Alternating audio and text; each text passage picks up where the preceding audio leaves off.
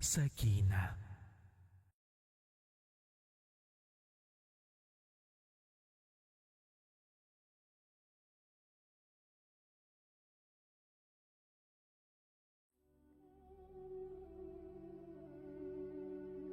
Farhodning barmoqlari telefon g'ilofini g'ijimladi. Tomirlari bo'rtib chiqqan qo'li uning ichidagi bo'ronni fosh qilib qo'ygandek bo'lsa ham, ammo ovozi hamon o'sha sokin holatda edi. Oila. U chuqur tin oldi. Mening oilam bu o'tmish zarnisi. U yerda faqat kul va sovuq xotiralar bor. Men u yerga qaytishni ham, u haqida gapirishni ham xohlamayman. Hozirgi hayotimni noldan qurganman. Siz o'sha o'tmishni emas, bugungi Farhodni taniganingiz ma'qul. Zarnisi telefonning u yoqi bu yog'ida biroz ikkilanib qoldi. Farhodning javobi savoliga oydinlik kiritmadi. Aksincha, shubhalarni ko'paytirdi. Ammo u buni bildirmadi. Uzr, og'riqli nuqtangizga tegib ketgan bo'lsam, dedi u past ovozda. Hammasi joyida. Faqat menga ishoning. Bu dunyoda hamma narsadan ham ko'proq sizning ishonchingizga muhtojman. Va aytishim mumkinki, bu olamdagi yagona yaqinim o'zingizsiz. Kimdir keldi, men qaray. O'zingizni ehtiyot qiling. Farhod go'shakni qo'yarkan yuzidagi muloyimlik darhol g'oyib bo'ldi. U oyna orqali shifoxona binosiga kirib ketayotgan Mamatboyning ortidan qarab turdi. Istehzoli kuldi. Sening oilang, zarnisi, pichirladi u o'ziga o'zi. Tez orada sening baxtli oilangni juda ajoyib kunlar kutyapti. Mamatboyning o'yinlari hammangizni kuydiradi. Sardor onasining palatasiga kirishdan oldin yo'lakda to'xtadi. Shifoxona eshigidan kirib kelayotgan dadasini Mamatboyni ko'rib qoldi. Mamatboy xuddi nimadandir juda mamnundek qadamlarini shaxdan tashlab kelardi. O'g'li bilan ko'zi to'qnashgach jilmayib qo'ydi. Onang o'ziga keldimi? So'radi Mamatboy. Hali yo'q, dedi Sardor ko'zlarini otasidan uzmay. Dada, kecha qayerda edingiz? Nega onam bu ahvolga tushdi? Bu nima deganing? Bu nima deganing? Ishlar bilan edim. Sen mendan xavfsirayapsanmi? O'zingdan chiqqan baloga deb shuni aytsa kerak. Qani kirchi? Onangni ko'ray. Ketaman keyin. U aslida xotinidan hujjatlarga qo'l qo'ydirish uchun fursatni chamalashga kelgandi. Zebo bir nuqtaga qaragancha yotardi. Ha, yotibsanmi? Sardorning yuragi og'ridi. Necha yil bir yostiqqa bosh qo'ygan insoniga shu gapni aytishi shartmidi? Zebo qilt etmadi. Hatto ko'zini pirpiratmadi ham. Onang o'lik bo'lib o'likmas. Tirik bo'lib tirik emas-ku? Dada. Sardorni qo'li musht tugildi. Ha, mayli. Qachon javob bo'larkan? Yaxshiroq doktor bilan gaplashdingmi? Hali aniq emas. O'zim gaplashdim. Mayli. Zebo, sog'ayib uyga qayt. Seni sog'indim. Zeboni ko'zidan bir tomchi yosh sirg'alib tushdi. Mamatboy chiqib ketdi. Zebo yotgan joyda baribir o'sha holatda qotib turaverdi. U o'lmasligi kerak. U o'lsa, Mamatboyning sirini hech kim fosh qila olmaydi. O'zi ozgina qolganda, biroz yasha bersa bas. Bolalarni hayotini qutqaradi. Ularni Mamatboyni jirkanch dunyosida qoldira olmaydi. Sardor onasining yotog'i yoniga kursini surib o'tirdi. Uning nigohi onasining yuzidagi yoshga tushib, uni artib qo'ydi. Ona, pichirladi Sardor. Siz meni eshityapsiz, bilaman. Dadamning gaplariga e'tibor bermang. U kishi shunaqa. O'zingiz bilasiz-ku. O'zim sizni uydan olib ketaman. Zebo kuchsiz barmoqlari bilan o'g'lini qo'lini siqib qo'ydi. Xumor uyga kirar ekan, supalarni bark qoplaganini ko'rib, fig'oni falakka chiqdi. Kelin! Visolani jahl bilan chaqirdi. Jon holatda Visoli yugurib chiqdi. Assalomu alaykum ammajon. Yaxshi keldingizmi? Molday sasib yotmasdan bu yerni supurib qo'ysangiz o'lasizmi? qizi bor uy sovchi keladi. Sizni befarosatligingiz uchun sovchi qaytib ketsinmi aynib? Uzr, men Suhrob akam, chaynalma. Ol supurgini tozala. O'rgildim sendaqa zot pastdan. Xumorxonasi tomon yurib ketdi. Hammomga kirgan Zarnisa bu gapdan bexabar qoldi. Zarnisa hammomdan sochlarini sochiqqa o'ragancha chiqib keldi. U hovlida eshitilayotgan ovozdan hovli supurilayotganini taxmin qilib qaradi. Visolaning yerga qarab, shoshib supurgi tutayotganini ko'rib, nimadir bo'lganini sezdi. Xumor ammaning xonasi eshigi taraqlab yopilgani esa bariga oydinlik kiritdi. Kelinoyi, tinchlikmi? Zarnisa kelinoyisining yoniga keldi. Visola ko'z yoshlarini ko'rsatmaslikka harakat qilib, yuzini burdi. Hech gap yo'q, Zarnisaxon. Shunchaki barkilar ko'payib ketibdi. Supurib olay dedim. Zarnisa uning titrayotgan qo'llariga qarab, hamma gapni tushundi. Ammaning tili zahar ekanini yaxshi biladi. Lekin negadir Visolaga kelganda bu zahar yanada kuchayib ketadi. Zarnisa ichida nimadir uzilgandek bo'ldi. Nega bu uyda sira tinchlik yo'q? Bo'ldi, ishingizni qiling. O'zim supurib olaman. Ammamga e'tibor bermang. O'zini baxtsizligi alamini atrofdan olishga urinadi. O'zim supuraman. Yana jahli chiqmasin. Siz akam aytgan ishni qiling. Qo'li yugurib qoladi darrov. Visola kunori yeydigan kaltagini o'ylab supurgini asta yerga qo'ydi. Mamatboy sohibani belidan quchib, sochlaridan hidlagancha o'tiribdi. Sen ham boshqani quchog'iga kirasan-da, a? Men ham oq ko'ylak kiyishim kerak. Tushunaman. Mayli. Meni ham unutib qo'ymasang bo'ldi. Bu quchoqni sog'inib qolaman. Mendan zo'rini topsangiz, esingizdan chiqaman boy aka. Boy aka degan tillaringdan seni. Nega oilangiz haqida hech gapirmaysiz? Mamatboy kuldi. Senga nima farqi bor? Baribir tanimaysan-ku. Ha endi xotinimdan rashk qildingmi? Mamatboy beo'xshov kuldi. Qorni qimirlab ketdi. Ana va doktoringizni gaplashing. To'ydan oldin majbur qo'ydirgan matohingizni oldirmasam bo'lmaydi. Og'ziga pishig'i kerak. Mamatboy sohibaning sochlarini qo'pol ravishda silkitib o'rnidan turdi. Uning ko'zlaridan sohibani bir tinga olmasligini shundoq ko'rsa bo'lardi. O'sha matohni Mamatboy deraza yoniga borib tashqaridagi qorong'ulikka tikildi. Uni oldirishga shoshilma. To'ygacha chida. Keyin ko'ramiz. Doktor mening odamim. Og'zi mahkam. Seni o'sha kuyovga toza qilib topshirish mening vazifam. Hali ko'p kelishim mumkin to'ygacha. Mamatboy sirli jilmaydi. Sohibani esa yuragi siqila boshladi. Yana keladimi? Qachon qutularkin bu choldan? Yana mendan bola orttirib yurma deyman-da. Menga vallada zino bola kerakmas. Shu yerida shayton ham Mamatboyni gapiga kulib qo'ygan bo'lsa kerak. Sohibani telefoni qayta jiringladi. Ko'tar. Mamatboy buyurdi. Yo'q. Nega? Sizni oldingizda bemalol gaplasha olmayman. Ko'tarmaganingga nima deb izoh berasan? U menga ishonadi. Mamatboy qah-qah otib kulib yubordi. O'zi ham rosa lattasini topgansan-da. Ertaga yonida quchog'imga tortsam ham miq etmasa kerak bu. Hezalak. Mamatboy yana kuldi. Farhod Zarnisani xursand qilish uchun unga gul yubordi. Zarnisa eshik oldidan buyurtmani qabul qilar ekan, bu gulni qanday yashirishni o'ylardi. Xudoyim, endi nima qilaman? Uydagilar ko'rsa, nima deb izoh beraman? Ammo gullarning chiroyiga mahliyo bo'lib, uni qaytarib yuborgisi kelmadi.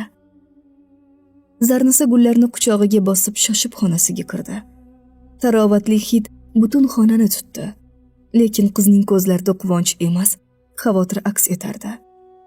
Bu uyda go'zallik va e'tibor doim shubha bilan qarshi olinardi. Ayniqsa, Mamatboyning qattiq qo'l tartibi va xumor ammasining pismayib turgan nigohi ostida bunday sovg'a katta janjalga sabab bo'lishi mumkin. O'zim oldim desa ishonishadimi? Yoki xonaga hech kimni kiritmasinmi? Nega bunchalik tavakkal qildingiz, Farhod aka? Pichirladi u telefonini qo'liga olib. Keyin yigitning raqamini terdi. Allo. Zari, yaxshimisiz? Farhod aka, nega bunaqa sovg'a yubordingiz? Buni ko'rib qolishsa nima deyman? Ko'raverishsin. Sovchimni yuboraman. Siz sira xavotir olmang. Dadam, ayniqsa Suhrob akam meni sog' qo'ymaydi-ku. Nozik gulam, siz hech nimani o'ylamang. Bari yaxshi bo'ladi. Ammo Zarnisaning ko'ngli hadeganda joyiga tushavermadi. Mamatboy kiyinib xonadan chiqishga shaylandi. Eshik oldida to'xtab, sohibaga o'qrayib qaradi. To'yingda o'zim bosh bo'laman. Kuyov bola bilan ham yaqindan tanishib qo'yishim kerak. Axir senga o'xshagan oqila qizni unga topshirayotganim uchun mendan minnatdor bo'lish kerak-ku, to'g'rimi? Sohiba indamadi. Uning ichida nafrat vulqoni qaynardi. Lekin Mamatboyning pullari va kuchi bu vulqonni bostirib turardi. Hozircha undan unumli foydalanib, sepini yig'ib olish kerak. Baribir ota-onasini qurbi yetmaydi. Boy aka, shunaqa qilmang endi. Do'ndoqcham, hazillashdim. Xohlaganimda quchoq ochib kutsang bo'ldi. Endi esa ketdim. Uchrashguncha. Mamatboy chiqib ketishi bilan Sohiba telefoniga yopishdi. 20 ta o'tkazib yuborilgan qo'ng'iroq. Hammasi Sardordan. Allo, Sardor aka, dedi u ovozini titratib. Sohiba, nega ko'tarmayapsan? Xavotir oldim. Shunchaki uxlab qolibman. Ovozsiz rejimga qo'ygandim. Kechiring xavotirga qo'yganim uchun. Ertaga ko'rishamiz-a? Ha, ko'rishamiz. Oyjon yaxshilarmi? Shukr, yaxshi. Sog'ayib ketsinlar. Aytganing kelsin. Ular xayrlashib telefonni o'chirishdi. Sohiba qayta o'zini yotoqqa tashladi. Charchagandi. Keyin o'ylay boshladi. Baribir Sardor akasi boshqacha. Uni sevadi. Har qanday holatda ham unga ishonadi. Sohiba shiftga tikilib yotar ekan, ko'z oldidan Mamatboyning jirkanch basharasi va Sardorning samimiy chehrasi navbatma-navbat o'ta boshladi. Bir tomonda qorin qo'ygan, nafsi uchun har qanday pastkashlikka tayyor boyvachcha. Ikkinchi tomonda unga borligicha ishonadigan, u sevgan va uni sevgan ko'rkam yigit. Nega hamma narsa bunchalik chigallashib ketdi, deb o'yladi u ichida xo'rsinib. Mamatboyning vazifam seni toza qilib topshirish degan gaplari qulog'i ostida xuddi qarg'ishdek jaranglardi. Sohiba o'zining bu o'yini qachondir fosh bo'lishidan qo'rqardi. Lekin hozirgi hashamatli hayot va qimmatbaho seplar orzusi bu qo'rqinchdan ustun kelayotgan edi. Shu sabab ham Mamatboy bilan aloqani butkul uzishni istamadi. Visola buvsini ko'rishga zo'rg'a ruxsat oldi. Kun sovuq bo'lishiga qaramay piyoda odimladi. Suhrob xasislik qilib yo'lkiraga pul bermadi. Uying ja uzoq emas. Tez borib qayt. 2 soatda qaytmasang, nasibangni olasan. Xo'p.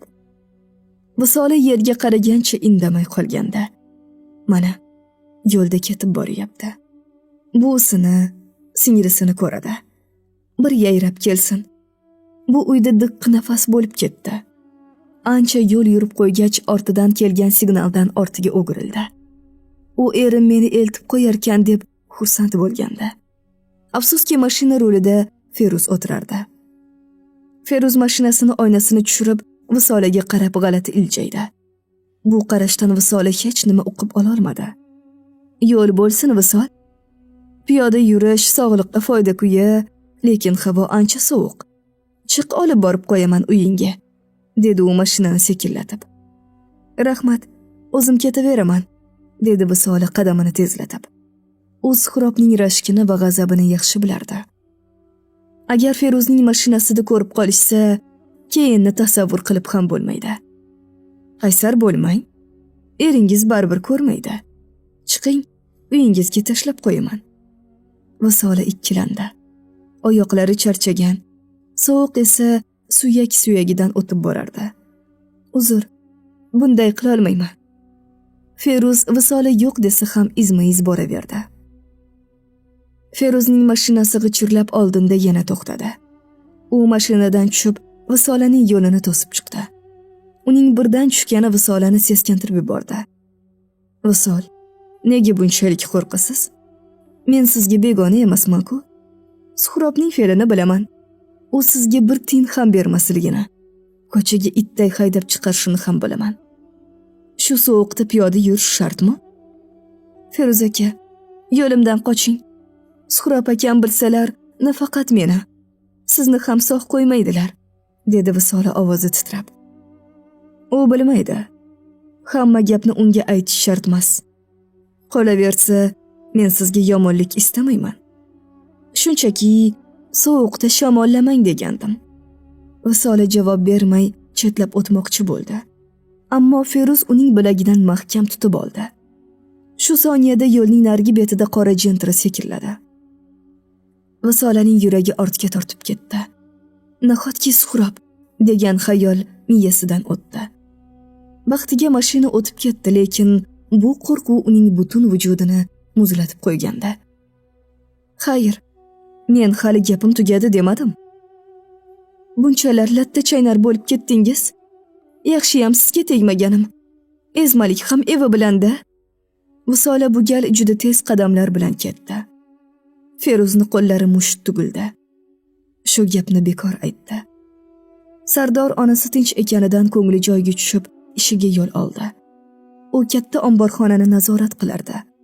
Savdo do'konlariga tarqatiladigan tovarlar ularni omboriga kelar, keyin taqsimlanardi. Sardor esa buni qattiq nazorat ostiga olgandi. Har bir soniga alohida e'tibor berish shart.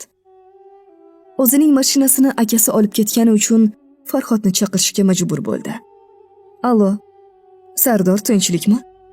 Meni kasalxonadan omborga olib bor. Akam mashinamni olib ketgan. Xo'p, hozir yetib boraman. Hech qancha vaqt o'tmay Farhod Sardorni oldiga keldi. Keyin omborga yo'l olishdi. Dadam qayerda? Ofisda. Sardor indamay yo'lga qarab ketaverdi.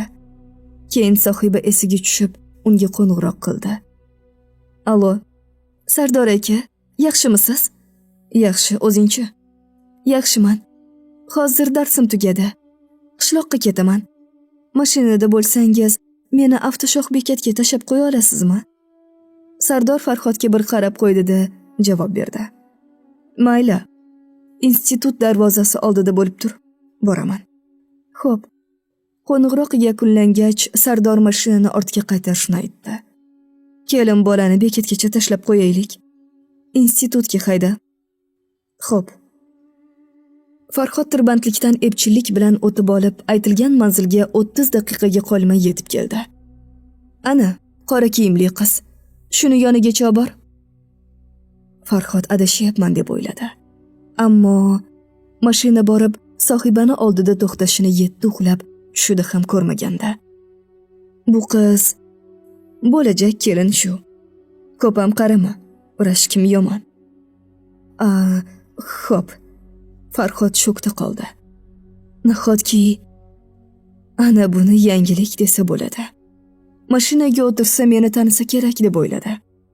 Lekin baxtga qarshi sohibaga qo'ng'iroq bo'ldi. U mashinani ko'rib diqqat qila olmaydi. Domlasi zudlik bilan kelib ketishini so'raganda, sohiba Sardorga bir nimalarni gapirgancha qayta ichkariga kirib ketdi.